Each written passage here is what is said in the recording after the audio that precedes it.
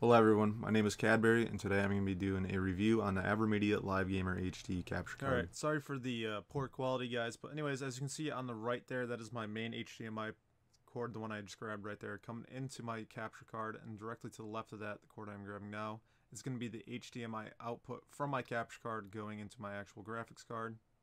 And then there is a 3.5mm cord, going into my headphone jack from the output on my capture card, and to the right of that, the one I'm grabbing now, is my actual headphone cord, which will be able to hear what is going on. So it's a pretty easy setup. I'll put up another image that'll probably lay it out a little bit better. Here's an overall view. You can't really see everything because of the way my cards lay out, but I'll hop right over onto that other view now. Alright guys, it's going to be the other way that I'm going to show you how to set up your actual capture card. So as you can see here, it's just a diagram of what I already showed you. This is how I run it exactly to the dot. And then also you can run from another computer. Let's say your computer doesn't have the best performance and you want to record separately, even though that's kind of the point of the capture card in my opinion, is to capture all your footage at a low file size or anything of that sort, while or without stressing your computer. So the capture card does that very well.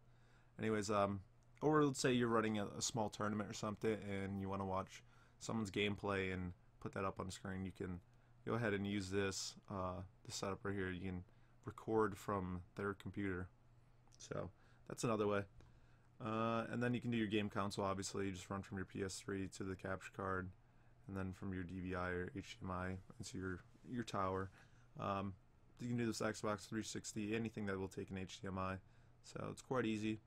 The only issue I have with that is that my older Xbox is obviously component. I mean, it's an old Xbox. I'm probably gonna get a new one, but that's my only issue. And I'm pretty sure that you can probably get some kind of converter. So that's a very, very minor issue. So from there we'll go over on the video source. You have your component. So wow, I completely lied right there. So there's an option for a component. HDMI, DVI is what I use. If you do not see your screen show up here while you're previewing, something is connected wrong. So you should always see what's going on. So when I move my mouse, I can see it. And then obviously you have your VGA cables and all of that stuff. And then from there on the audio source, as you can see, I see levels. Actually, that should not be right at all. So right here I have all my microphones that I can select. Not all microphones, but different forms of sound. Sorry, early in the morning, still waking up. So I have my microphone on my sound card, and then I have my Blue Yeti, which is what I use. And then you can choose to start it with the capture, or you can hotkey it. So it's a great feature if you want to save some file size, even though audio file is not that large.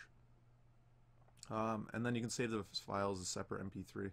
Let's say you're listening to music while you're recording, and you want to upload that video to YouTube later, and just maybe put some kind of a royalty-free music over, but you still want the audio because there's a great reaction or something in there. You can just save that as a separate MP3 file. Once again, I apologize, it is early.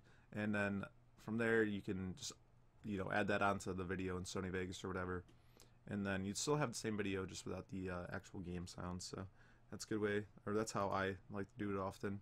And then from here, I just select my 3.5mm audio in, because that's what I'm using. Obviously, if you're using HDMI to get your sound or any other source, then you'd select that. For whatever reason, my sound card's not detected. It might just be something minor of how I have it hooked up, but either way, that setup works for me, and that's how I run it. And then from here, you go to your video settings, and you can run 1920 by 1080. No matter what, it's going to be 30 FPS, but I run 1280 by 720 at a 20,000 bit rate, which is the max, I believe. Yep. I just think that, the difference between 1920 and 1080 to me is very minor. Between 1080 and 720, I apologize, is very minor, especially on local recordings, and the file sizes are pretty different. So as you can see here, this is my hard drive that I actually saved to. I'll show you that in a second, and how large some of the files are. You can see I have 43 hours, about 44 hours remaining, with 386 gigs. In my opinion, that's pretty good. If you use DxStory to record your gameplay, or Fraps, or even XSplit, the file sizes can get up there very quickly. especially with DX Story. I remember recording 45-minute League of Legends games, and they were 200 plus gigs. The quality's great, but I think, you know, it's not. It's the same quality that you're getting with the Live Gamer HD, but the file sizes are so much different. So that's just that. I mean, there's probably some cons in here. I just can't really tell you that much. Actually, I mean, the biggest con I found, and I mean, this is very nitpicky, but I obviously want to have something to pick out on it.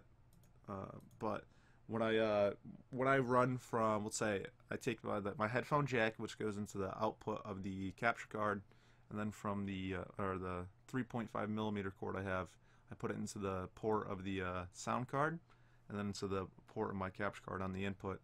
You will get a little bit of white noise or fuzziness if you don't have music or anything playing. It's very subtle, but I just cannot stand white noise at all. It drives me absolutely crazy. So I mean, that is the most subtle thing in the world. So anyways, that's that. And then from there, you can actually hotkey how you want to start. You will get a button with the Live Gamer itself. It's like this little circle button, and it has a red LED ring around it. And so when you press that button, it'll actually flash slowly, letting you know that you're recording. Or you can just press F7, and like I said, if you do hotkey your audio, such as your microphone, you can set that up on F8 or whatever hotkey you actually desire. And then screenshot, snapshot is F9. Same thing, whatever key you desire. And from there, you just go into ready, and it'll say it's ready to record, capture mode set up. And then all from there, you just hit F7, and you can record a video. Or if you choose, you can start live streaming. So this, it's awesome, the fact that you can do both with it.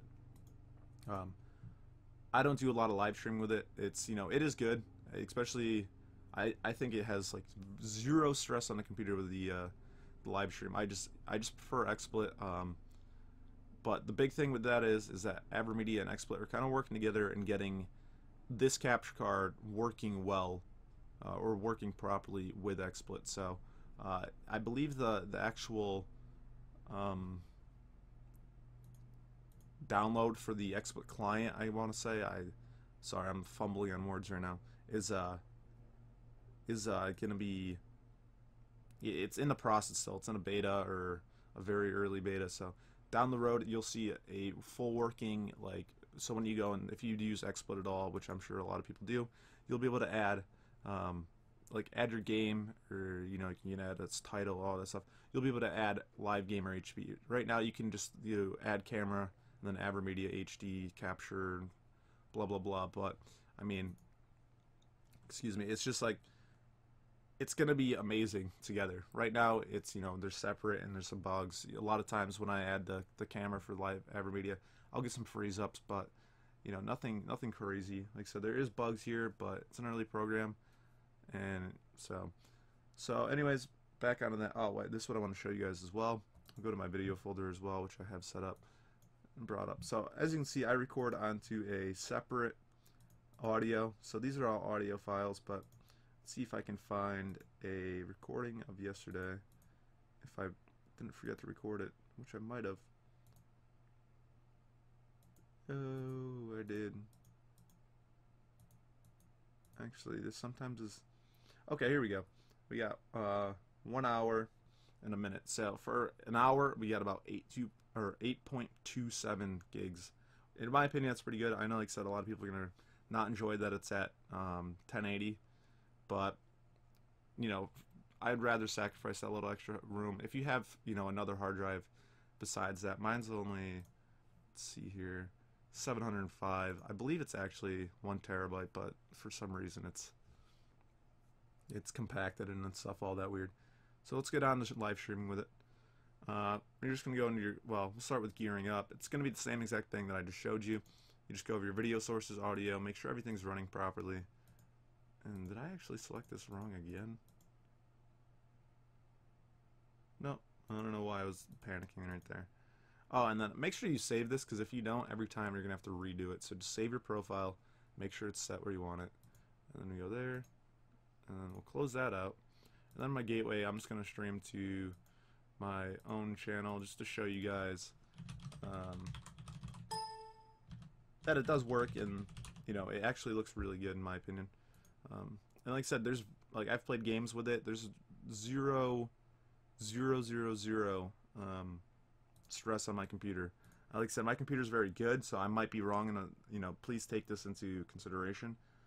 My computer's like, I want to say top of the line, but it's up there. It's got a 680 in it. It's got a 3770K. I got 16 gigs of RAM. So please, before you're like, oh my god, I gotta get it, there's no stress, please consider that that's just with my specs. It might be different for you. So anyways, that's all set up, and from here I just hit the ready button, and that's gonna start live streaming. That simple. You don't have all these programs you move around, and you can check your bitrate as well. I think I'm streaming at a 2000 bitrate. It might actually, it's not going to tell me right now. Oh, it's at 1000 bitrate. I apologize. So it will tell you. It'll tell you where you're streaming to, your service, and everything of that sort. So from there, you're just going to want to hit F7 or hit the button on your actual, your button that came with your AVerMedia button, your recording button. Sorry, apologize. And so you hit F7, and if you do have the button, you'll start seeing it blink red, which mine is doing at the moment. So there should be a stream showing up here any second. This is not the actual live stream that I use. I use twitch.tv/Cadberry. And as you can see, it's live, one viewer, and it should show exactly what we're looking at the moment. As soon as it, probably the actual net being a little bit slow.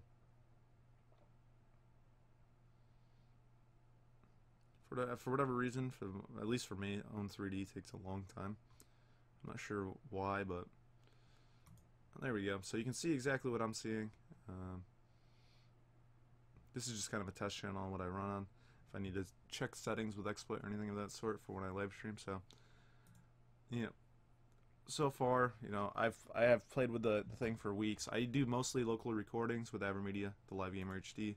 I do love it. Like I said, there is very, very, very little things that come up and bother me, but overall, it's great. I do suggest it, and hopefully, you guys do take it into consideration if you are looking for a capture card.